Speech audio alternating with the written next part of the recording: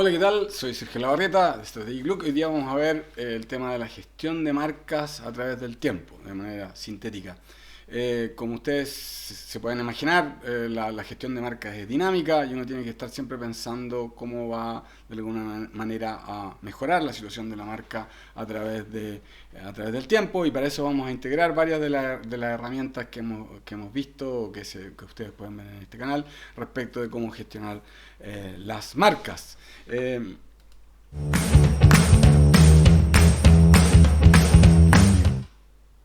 Bien, entonces, yendo directamente al tema, los tres puntos más importantes para gestionar las marcas en el tiempo tienen que ver con esas tres palabras que aparecen ahí.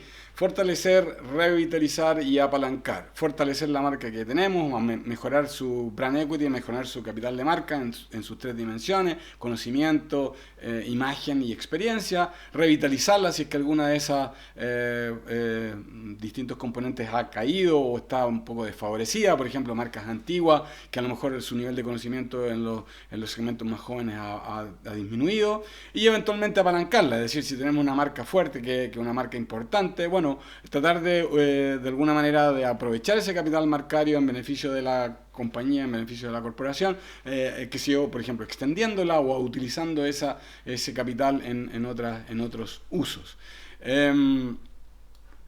Bueno, siempre una cosa importante, siempre en el ejercicio de la gestión estratégica de la marca, y en general en marketing, pero en particular en el caso de la marca, es central la medición, es central observar qué es lo que pasa con las marcas. Recordemos que las marcas de alguna manera ocurren en este espacio, en este océano societal, ¿cierto? Que es bastante fluido, que va cambiando, los valores de la sociedad van evolucionando, las personas y las comunidades de alguna manera van queriendo cosas relativamente diferentes. Muchos de los deseos son similares, pero la manera como de alguna manera se presentan o se representan estas necesidades van evolucionando, y por lo tanto siempre es bueno medir. Por otro lado, recuerden que las marcas existen en la mente de las personas, algunos dirían en la mente, en el alma y en el corazón de las personas. Por lo tanto, y eso evoluciona tanto porque los cambios que sufren las personas en particular, pero también por las acciones que tienen las otras marcas o que tienen otras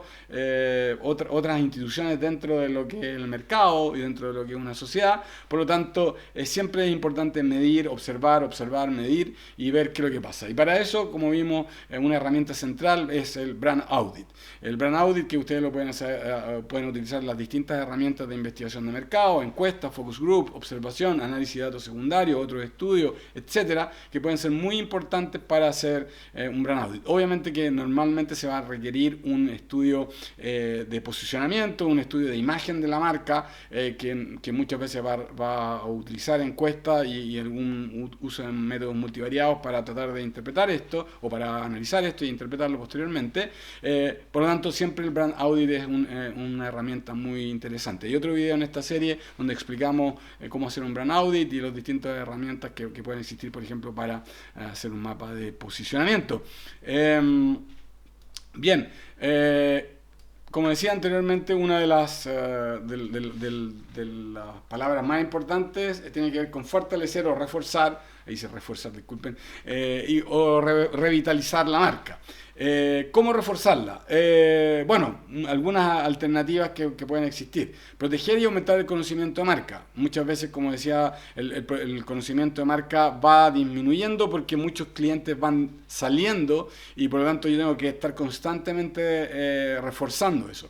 O también porque hay otras marcas, digamos, el conocimiento se va desgastando. Es como lo que ustedes estudiaron, que se en el colegio, unas cosas quedan, pero empiezan a disminuir. Si es que uno no constantemente lo reestudia o de alguna manera se expone de nuevo a ese conocimiento, eso empieza a desvanecer, empieza a como perderse un poco en la memoria. Y además porque aparecen otros conocimientos nuevos que llenan de alguna manera el cerebro más cercano, lo que uno accede más fácilmente, la memoria más cercana, y por lo tanto es importante aumentar o proteger el conocimiento reforzándolo y de alguna manera repitiendo.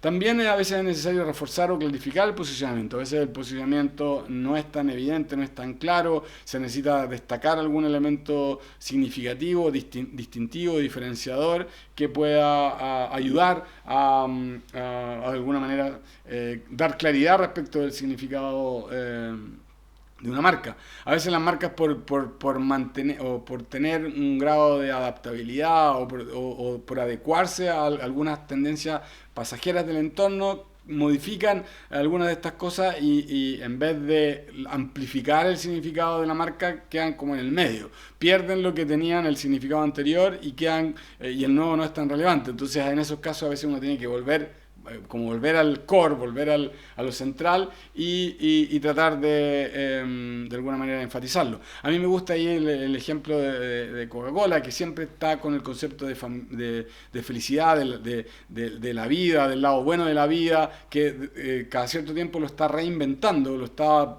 exponiendo de una manera distinta, pero siempre tiene que ver como con el lado feliz, con la felicidad, con lo bueno, con la alegría, de alguna manera con la familia, pero mucho con la felicidad, con el bienestar, con la good life, con la buena vida, ¿cierto? Y ellos se encargan de hacerlo a través de los slogans, a través de la publicidad, de las campañas, de acciones, de eventos, de sponsoreo, etcétera. Otras veces es necesario simplificar y normalizar, porque a veces las marcas empiezan a expandirse, empiezan a crecer, y empiezan a mucha gente a meterle mano a las marcas y aparecen muchas versiones de las marcas, muchas versiones en piezas comunicacionales, muchas versiones en logo, muchas versiones que son en packaging, etcétera, y eso también empieza a confundir y empieza a perder un poco la esencia de la marca, y ahí a veces es bueno cada cierto tiempo revisar cuál es la situación, a ver si se ha expandido demasiado los usos, las aplicaciones, si se ha de alguna manera ido por caminos que no eran los que estaban originalmente definidos, se han utilizado por ejemplo más colores, se han utilizado más variantes que no eran las permitidas y que no han ayudado tampoco. Entonces ahí una de las cosas que uno puede hacer es normalizar, ¿cierto? Bueno, en general el objetivo, ¿cierto?, va a ser básicamente, en el caso del conocimiento, reforzar la categoría de producto principal. Eso nos va a ayudar a generar más recordación. O sea, si Starbucks nosotros queremos enfatizar el tema de la cafetería, bueno, diremos café. Si es que no nos interesa eso y más que Starbucks es una experiencia social, es una experiencia de consumo, entonces enfatizaremos más bien, más que la categoría de cafetería, vamos a enfatizar más una categoría más amplia que esta experiencia de consumo. Ambas posibilidades son factibles. Obviamente que la primera es más sencilla porque está más vinculada directamente a la categoría original y a los productos que ellos venden. La segunda es un poco más abstracta y un poco más compleja, pero que a través del tiempo la gente también podría ir desarrollando, dado justamente una de las características diferenciadoras que tiene esa marca de café, de cafetería, ¿cierto? Otras cosas, uno puede fortalecer asociaciones centrales o diferenciadoras, o eventualmente incluso algunas paritarias. Les doy un ejemplo. En el caso de Starbucks, volviendo a esa misma situación, una de las cosas que llamaba la atención, sobre todo al inicio, era este grado de personalización. Sí, fíjense que era como una cosa rara, de mucha estandarización, porque en todos los lados donde uno iba, uno podía encontrar una cafetería Starbucks muy similar, con una experiencia similar, pero además con un grado de personalización. Es decir, uno pedía el café o la bebida que quería tomar, y uno le preguntaban el nombre y se lo anotaban en el vasito, que era como lo característico. Y después te decían, Sergio, aquí está, o Sergio en Estados Unidos, ¿cierto? Aquí está su café.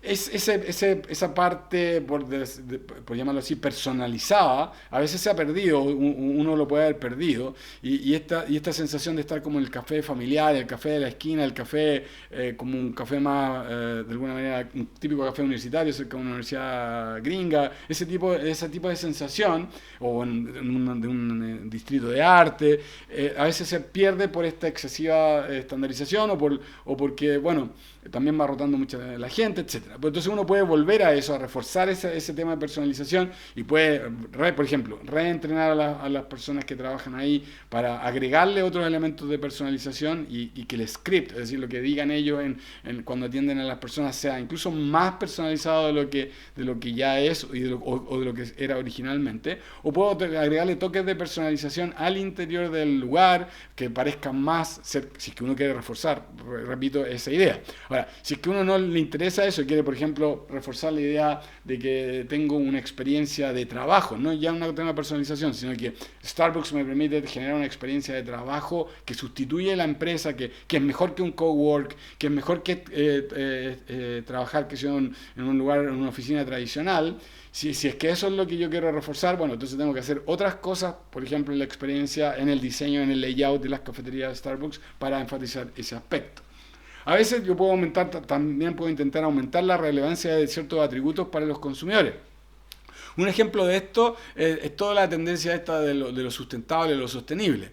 Yo siempre digo, no todo el mundo le importa eso, lo puede decir, pero no todo el mundo le importa al mismo nivel que otras características. La gente que va a tomarse un café, en el fondo la principal razón por la que es porque le gusta el café o porque tiene una reunión o porque le gusta socializar y lo prefiere hacerlo ahí, o tiene que ir a trabajar y ese es un buen lugar donde puede tomar un café y al mismo tiempo puede trabajar. Eso es las variables más importantes. Que sea sostenible o no sostenible puede agregarle valor a muchos consumidores. Es cierto que va a haber un grupo de gente que puede ser, que probablemente está creciendo, que eso va a ser el atributo número uno.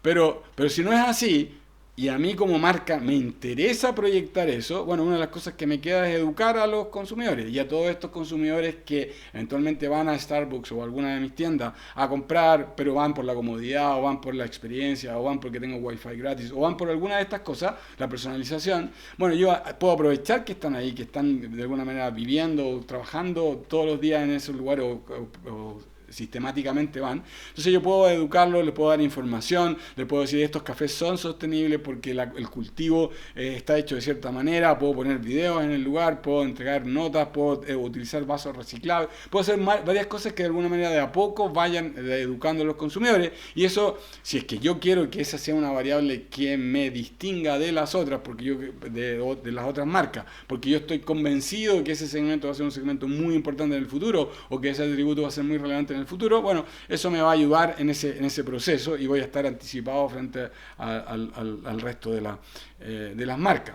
Otra de las cosas que uno puede hacer para reforzar es mejorar el conocimiento vía los elementos de marca. Los elementos de marca ayudan fundamentalmente a que sean al conocimiento, a que la gente reconozca, vea, identifique la presencia de una marca y que eso sea inequívoco, rápido, fácil, sencillo, al pasar, sin tener que uno prestar mucha atención. Y los elementos de la marca cumplen ese objetivo. Aquí hay un ejemplo, ¿cierto? En el caso de Perú, la marca Perú, obviamente que el segundo es mucho más llamativo, mucho más directo, es más simple, es más fácil de aplicar, y por lo tanto cuando uno lo revisa y pasa en cualquier parte, lo puede ver por ejemplo, en un aeropuerto, o lo puede ver en una marca de pisco, una marca de algún producto típico peruano, ¿cierto? Un restaurante peruano, y ve esa marca que dice Perú, bueno, es evidente que está ahí. Versus la otra opción que es bastante más indistinguible o más difícil de distinguir. Entonces los elementos simplificar o de alguna manera aprovechar algunas características propias de la marca, ¿cierto? Y reflejarlas en los elementos, en este caso los colores de la marca o estos símbolos vinculados a la cultura originaria, ¿cierto? Ayudan al reconocimiento de la marca Perú y a hacerla más conocida y más potente. Otras cosas que uno puede utilizar para reforzar la marca es reutilizar los eslogans o redefinir los eslogans para enfatizar las asociaciones clave. Por ejemplo, aquí hay algunos ejemplos, BMW, ¿cierto? La máquina de conducir, de conducir más pro, digamos, más ultimate, o el Power to Surprise, que es una frase característica de Kia, ¿cierto? De alguna manera reflejan algunos elementos de la marca que pueden ser útiles para proyectar algunas asociaciones clave o distintivas que la marca tiene en su promesa.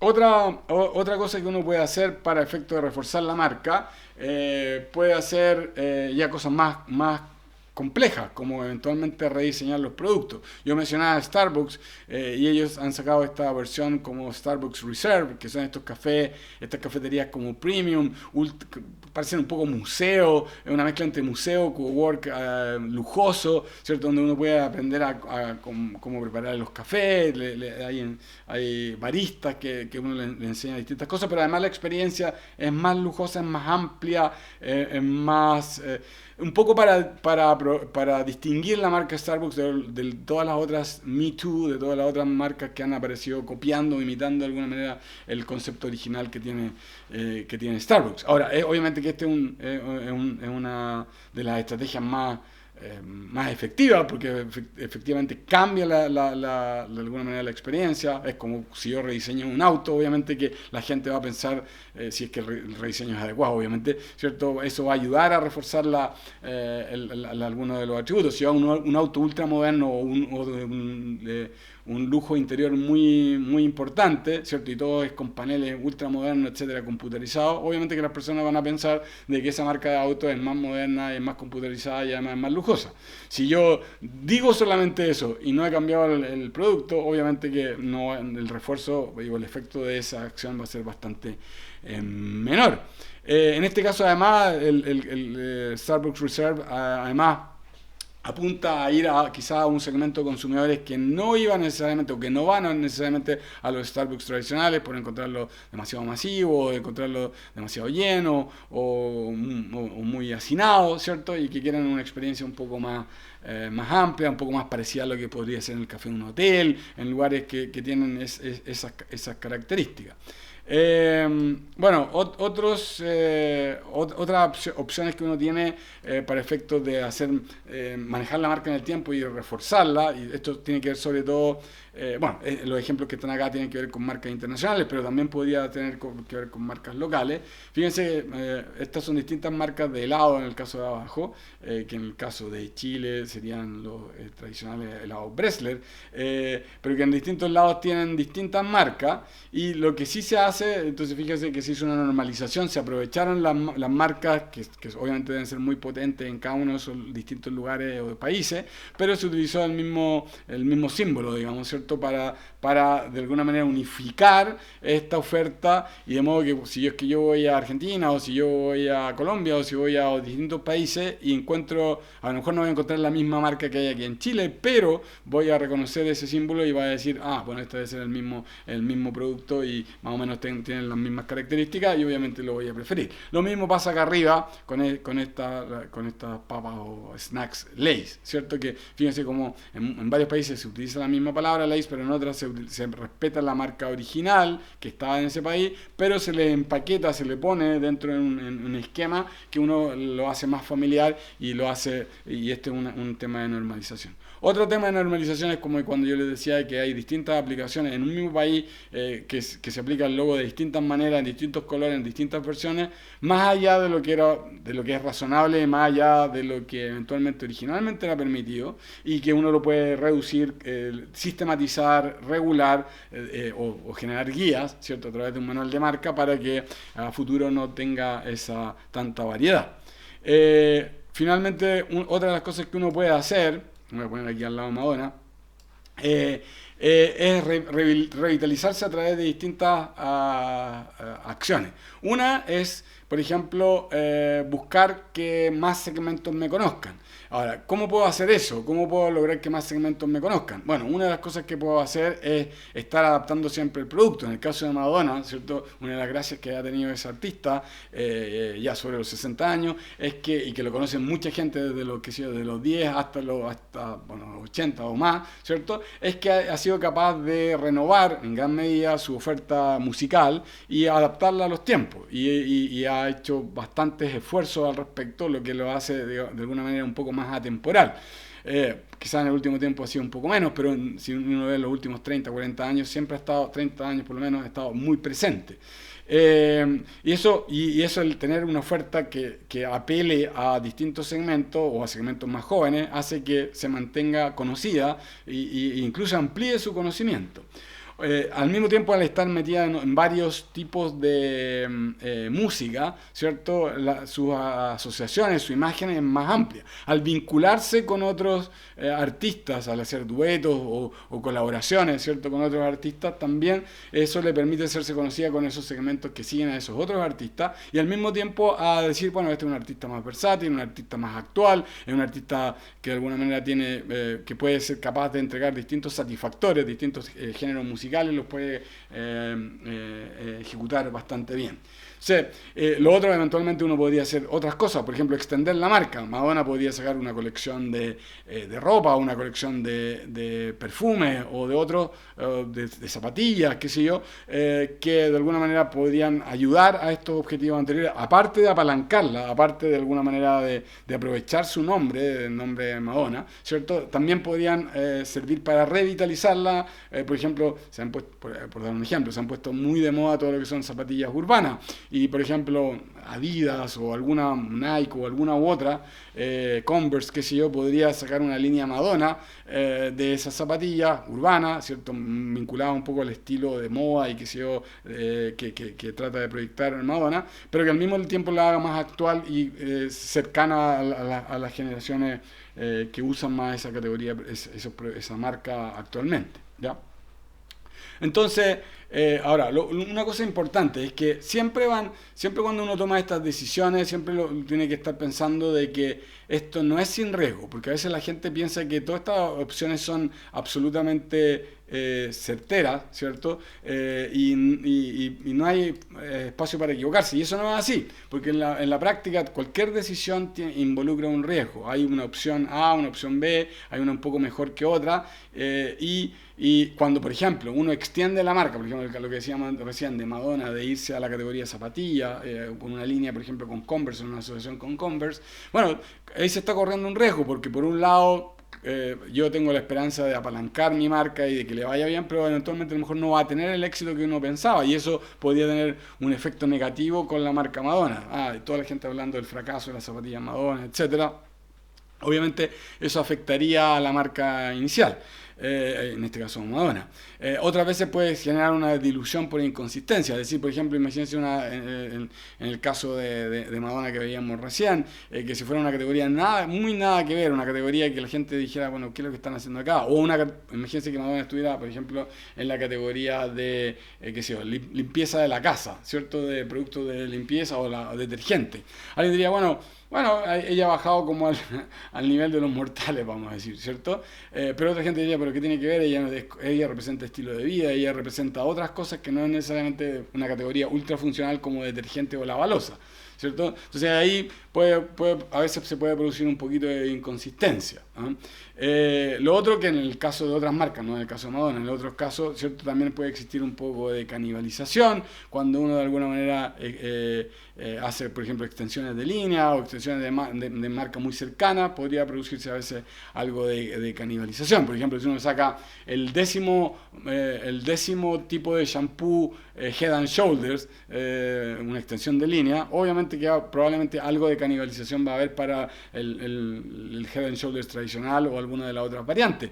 Pero, y ese es el riesgo, ese es un riesgo que existe. Ahora, si uno tomó esa decisión, probablemente la tomó por dos razones. Una, porque si uno pensaba de que si uno no sacaba esa línea, igual otras marcas lo iban a hacer o ya lo habían hecho, y por lo tanto la canibalización iba a ocurrir, pero en este caso iba a ser peor, porque los beneficios los iban a tomar otras marcas fuera de la compañía. Mejor que yo me autocanibalice que me canibalicen otros. O la otra razón es porque yo creo que ese segmento no está servido por ninguna de las marcas existentes y por lo tanto al lanzar esta décima versión de Head and Shoulders voy a ampliar los segmentos de mercado y voy a potenciar de alguna manera la marca. Es cierto que puede existir ese riesgo y es cierto que puede haber una dilución de significado, que la gente de repente no entienda muy bien, pero es importante reconocer de que si uno no corre ese riesgo es difícil que obtenga los resultados positivos y el crecimiento de la marca también. Entonces uno tiene que hacer un juicio. Ahora, es cierto que además de un juicio uno podría hacer mediciones, hacer como un estudios que chequeen qué opción de extensión puede ser mejor que otra, qué opción por ejemplo, de aumentar o de cambiar, por ejemplo, el logo o un elemento de marca podría ser más útil. Es cierto que uno puede chequear eso y así disminuir de alguna manera un poco los riesgos, pero siempre van a haber algunos riesgos. Déjenme ubicarme acá.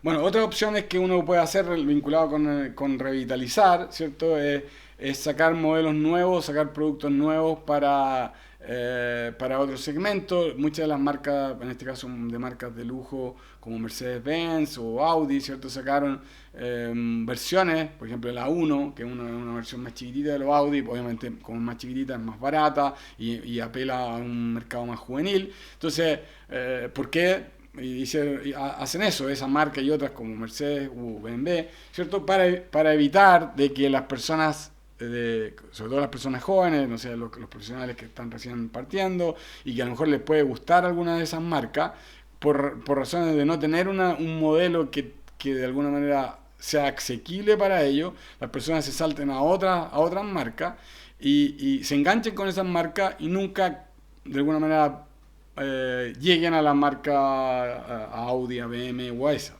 Ahora, alguien podría decir, sí, pero hay un costo, hay un trade-off ahí también. Sí, claro que hay un trade-off porque la gente que, no sé, los que compran un Audi, supongamos de $50.000 o $100.000, si ven Audis de $25.000 o de $30.000 y además con gente más joven, que no es necesariamente lo que ellos aspirarían o que ellos tienen en su mente, bueno, va a generar un poco de inconsistencia. Pero bueno, es una cosa por otra, aumentar el conocimiento y reforzar de alguna manera ese conocimiento por un lado, pero al mismo revitalizarla, porque ya la base de clientes no es solamente los clientes más antiguos o de edad media hacia arriba, sino que también incluir segmentos más jóvenes, eso también puede ayudar a la marca. Bueno, lo mismo se mostraba ahí recién con el caso de los Mini, de la marca Mini, ¿cierto? Entonces, otra de las cosas que uno puede hacer es modificar los eslogans, puede además cambiar productos. Fíjense que en este caso este es BMW y los productos que aparecen abajo son, dentro de las marcas de lujos, fueron de las primeras en incorporar autos que son eléctricos. Uno quizás más vinculado a la esencia de BM, como el de la derecha, ¿cierto? Un auto como más deportivo. Y otro, bueno, no muy claro, si bien más moderno, pero quizás un poquito utilitario para lo que es la marca. Alguien podría decir, bueno, pero igual era moderno. Sí, pero si ustedes se fijan, este producto no es la esencia de la marca BMW y lo que veíamos anteriormente en ese eslogan, que es The Ultimate Driving Machine. En eso no aparece necesariamente esa machine, ¿cierto? La de la derecha sí. O sea, hay que tener ojo ahí. Pero independientemente de aquello, obviamente que es una apuesta y es una apuesta hacia la renovación y a revitalizar la marca, el sacar productos nuevos en este caso en una categoría adyacente, si quieren llamarlo, que es la de autos eléctricos. Obviamente una estrategia bastante más costosa. Un ejemplo también en esa misma dirección. Fíjense, aquí muestro 3 marcas que son claramente marcas de lujo y deportivas. Fíjense arriba Porsche, acá abajo aparece Maserati, o sea, 2 marcas ultra deportivas y de lujo, y acá a la izquierda una un poquito más también de más o menos de semilujo, que es Alfa Romeo. Y fíjense que las 3, estos modelos que les estoy mostrando, están más vinculados a la categoría SUV, ¿cierto? O lo que eran antes los Station Wagon, pero que ahora se llaman SUV, Sport Utility Vehicles, ¿cierto? Vehículo utilitario, pero deportivo. ¿Y por qué marcas que hacen autos deportivos como Porsche o que hacen autos deportivos como Maserati se pasan a esto? Bueno, porque mucha gente necesita las dos cosas. Necesita de alguna manera el tener un auto que sea funcional, que puedan caber más niños, que pueda uno poner, qué sé yo, las sillas de seguridad y que pueda acarrear más personas, pero al mismo tiempo esa gente, esos usuarios, esos clientes que eventualmente querían tener una experiencia deportiva o querían tener un auto que tuviera esas características entre lujo y deportivo, no tenían esa chance porque Porsche u otras de estas marcas básicamente hacían autos más pequeños, autos no tan familiares, etcétera. Entonces, se dan cuenta de que el no cubrir ese segmento, que es un segmento muy importante, fíjense cómo ha crecido el segmento de la SUV en todos los niveles, desde los autos más compactos, más chicos, más baratos, hasta los autos más o menos de precio medio o caro, ¿cierto? ¿Cómo ha aumentado eso? Bueno, y ellos no se quieren quedar afuera y le dan una opción, entonces, a la dueña de casa o al dueño de casa o a la ejecutiva o el ejecutivo que quiere tener un auto que sea más familiar, entre comillas, o más utilitario, pero con esta experiencia deportiva. Otra de las cosas que uno puede hacer es renovar de alguna manera los elementos de la marca. Aquí aparecen, por ejemplo, el Banco del Estado, un caso muy especial en el caso de Chile. Fíjense que se cambiaron un par de cosas. No solamente se cambió el nombre, sino que también el logo y el nombre. Se pasó de Banco del Estado a Banco Estado. Este otro un banco en Panamá que se llamaba Multicredit Bank, que evolucionó a Multibank. Fíjense la evolución en colores, también en cambio se eliminó el credit, se puso multibank, se pusieron estas hojitas ahí más orgánicas. Mismo Walmart, fíjense cómo ha evolucionado, en este caso más tanto en el color como en la tipografía y otros elementos, o Fiat, ¿cierto? Que también muestran una cierta evolución y un update que uno cada cierto tiempo tiene que hacer. Fíjense, es interesante lo de Fiat porque yo cuando chico, digamos, yo conocí más bien este que aparece ahí como del año 68, o sea, yo crecí en los años 70, ¿cierto? Y ahí, aquí en Chile al menos había un modelo que era muy conocido, que era el Fiat 125, y ese es el logo, para mí Fiat siempre fue esas 4 letras encajonadas en esos rombos.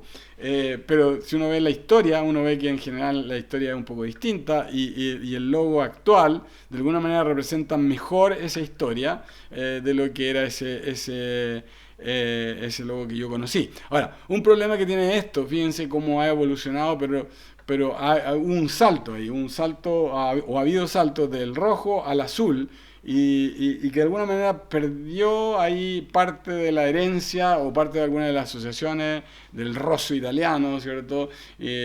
Por alguna razón. Ahora es cierto que el azul también a veces se vincula a Italia por la camiseta italiana, etcétera, de la selección italiana de fútbol, pero esto de saltar de colores refleja que hubo quizás ahí un problemilla. Yo en general soy más bien en ese sentido más tradicional respecto a mantener el color. Uno puede hacer variantes del color, puede poner un rojo más brillante, un rojo más anaranjado, etcétera, puede hacer variantes de eso, pero en general modificación de colores es como cambiar un elemento bien esencial de las marcas, que salvo en situaciones de crisis o salvo en situaciones de, por ejemplo, cuando hay fusiones de marca, ahí quizás se justifican de mayor manera, pero si son marcas más individuales o qué sé yo, ahí más bien uno pensaría que es mejor reforzar. Aquí un ejemplo de revitalizar justamente con los elementos de marca, es una marca chilena de espumante o champán, como se dice, que es una de las marcas principales acá en Chile, y de esta etiqueta y este empaque más o menos común o similar a muchos de los que existen en el mercado, ellos en algún minuto decidieron, hace algunos años, ¿cierto?, cambiarse y cambiar de alguna manera su identidad marcaria, los elementos de la marca, y a utilizar el color naranjo. Este es un cambio más drástico, quizás justificable porque había muchas marcas que no tenían, de hecho, la mayoría de las marcas no tenía un color determinado, y esto hace en una industria cada vez con mayor competencia, con competencia internacional, de hecho, de champán o espumante, hace de alguna manera despertar la marca, revitalizarla, y además me gusta este ejemplo porque además del sistema gráfico que ellos tienen, por ejemplo, para las distintas variantes de champán y sus distintas piezas, su página web, vía pública y otras acciones comerciales o comunicacionales, reflejan un trabajo de diseño bastante interesante. Otras categorías, fíjense, una categoría tan, entre comillas, simple como podría ser el cloro, fíjense cómo ha evolucionado, desde los envases de cloro más tradicionales, después a versiones de producto distintas como ese Clorinda Gel, en una versión más antigua, y hasta unas versiones ahora, vamos a decirlo así, casi más amigables. O sea, uno quizás no pensaría, por lo menos de cuando uno conoce estas típicas botellas de cloro o bidones de cloro que uno veía o que utilizaba para limpiar, qué sé yo, ahora cada vez más se parece a voy a decir, un limpiador más sofisticado, digamos, ¿cierto? Entonces, y eso tiene que ver con, fíjense, como el envase es distinto, fíjense, como el producto ya no es solamente el líquido este que salta, que incluso mancha, sino que este gel que es más manejable, etcétera. Y eso hace, obviamente, que algunas de estas marcas se diferencian de la otra. Obviamente esto ya fue copiado y hay más empresas que han usado esto mismo, pero es una manera de alguna manera de revitalizar la marca también. Otra de las cosas que uno puede hacer es revitalizándola, cambiando, ampliando las ocasiones de consumo. Yo algo mencionaba de Starbucks anteriormente, de cómo, fíjense que ha ampliado tanto por extensiones, o sea, ya hay más productos que yo puedo consumir en Starbucks que no son solamente café, productos incluso que van como para los niños, fíjense que ese como un frappuccino con color que aparece ahí a la izquierda, o productos que se pueden consumir en vending, ¿cierto? Va a una maquinita y uno las baja, como estos frascos de frappuccino u otro, e incluso si es que a uno le interesa otro tipo de producto, Starbucks también está presente en helados o en café, como decíamos anteriormente, instantáneo, en otras categorías que de alguna manera extienden y amplifican el significado de la marca Starbucks. Una de las también acciones que uno puede hacer, similar a lo que veíamos con Madonna, es revitalizar la marca con asociaciones de marca, con marcas asociadas. Y ahí aparecen, por ejemplo, Tony Bennett, que en algún momento un cantante muy famoso, digamos de la época de Frank Sinatra o similar, se hizo muy conocido hace unos 5 o 10 años atrás porque hizo muchas colaboraciones con distintos autores o cantantes pop muy reconocidos, Lady Gaga u otros, ¿cierto? Que es una de las estrategias, por ejemplo, que ha hecho uno de los cantantes, voy a decir, latino norteamericanos más famosos en su momento, como es Pitbull, ¿cierto? Que ha tenido asociaciones no solamente con los que nosotros conocemos acá en el mundo occidental, sino que él ha tenido asociaciones con cantantes del mundo asiático, del mundo árabe, ¿cierto? Para cubrir de alguna manera todo el mundo con su música y hacerse conocido en todos lados de esta tierra.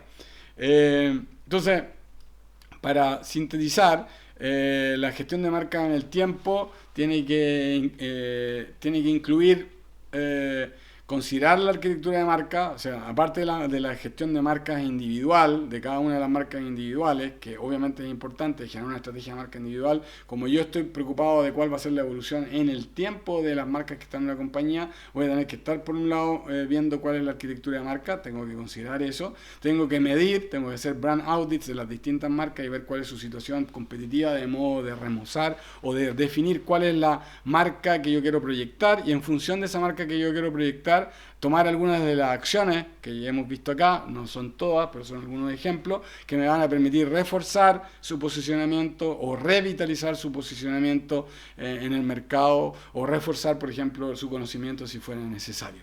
Bueno, esto fue en términos relativamente rápidos lo que es la gestión de marca en el tiempo. Vean los otros videos en este mismo canal que les pueden ayudar en lo que es la gestión de marca en su emprendimiento y en su empresa. Sergio Labarrieta de Strategy Look.